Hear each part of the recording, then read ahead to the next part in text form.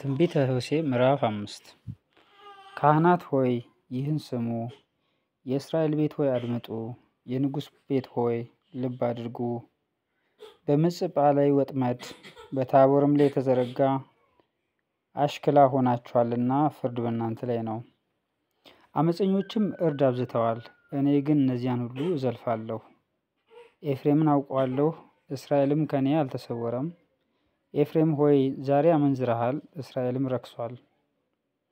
ወደ አምላካቸው ይመለሱ ዘንድ ስራቸውን አላቀኑም።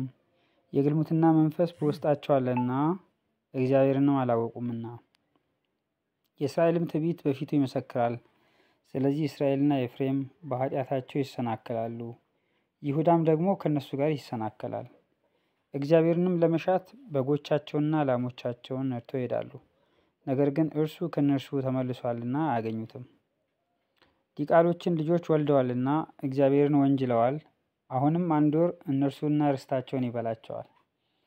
በጊብዓ መለከትን በራማ እምቢልታን ንፉና፣ ብንያም ሆይ ከአንተ በኋላ እያላችሁ በቤት አዌን ላይ እሪ በሉ። ኤፍሬም በዘለፋ ቀን የፈረሰ ይሆናል። በእስራኤል ነገዶች ዘንድ በእርግጥ የሚሆነውን ነገር ገልጫለሁ። የይሁዳ አለቆች ድንበርን እንደሚነቅሉ ሆነዋል። እኔም መዓቴን እንደ ውሃ አፈስባቸዋለሁ። ኤፍሬም ከትእዛዝ በኋላ መሄድን ወዷልና የተገፋና በፍርድ የተጎዳ ሆነዋል። እኔም ለኤፍሬም እንደ ብል ለይሁዳም ቤት እንደ ነቀዝ ሆኛለሁ። ኤፍሬምም ደዌውን ይሁዳም ቁስሉን ባየ ጊዜ ኤፍሬም ወደ አሶር ሄደ፣ ወደ ንጉሱም ወደ ኢያሪም መልእክተኛን ላከ። እርሱ ግን ይፈውሳችሁ ዘንድ ከቁስላችሁም ያድናችሁ ዘንድ አልቻለም። እኔም ለኤፍሬም እንደ አንበሳ ለይሁዳም ቤት እንደ አንበሳ ደቦል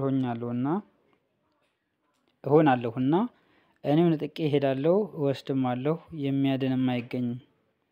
በደላቸውንም እስኪያውቁ ድረስ ፊቴንም እስኪሹ ድረስ ሄጄ ወደ ስፍራዬ እመለሳለሁ። በመከራቸው ጊዜ እጅግ አድርገው ፊቴን ይፈልጋሉ።